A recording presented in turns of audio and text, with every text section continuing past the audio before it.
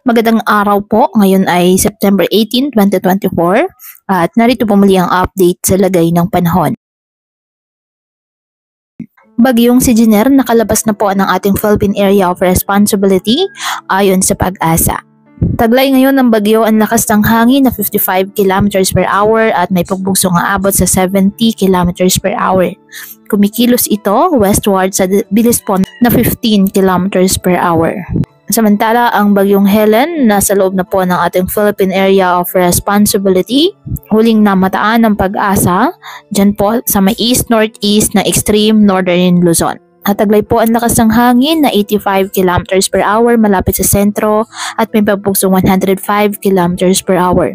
Kumikilos west-northwestward sa bilis na 25 km per hour. Sa ngayon, wala pa pong nakataas na tropical cyclone wind signal sa anumang bahagi ng bansa. Ang bagyong Helen, ayon po sa forecast track ng Pag-asa, hindi naman po inaasahang tatama sa anumang bahagi o maglandfall sa anumang bahagi ng ating kalupaan.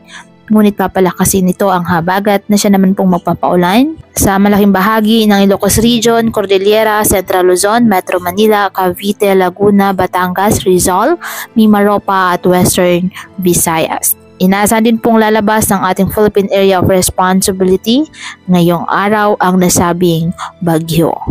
Kaya pinapayuhan ng ating mga kababayan na mag-ingat sa mga posibilidad po ng pagbaha at pag-uhod ng lupa, lalo na kapag may malalakas na ulan, at ugaliin na magdala palagi ng payong o kahit anumang panangga sa ulan sa tuwing lalabas ng ating mga tahanan. At yan po muna ang update sa lagay ng panahon ngayong araw. Muli patuloy pa tayo na mag-ingat at palaging tandaan, God loves you. Stay safe and God bless.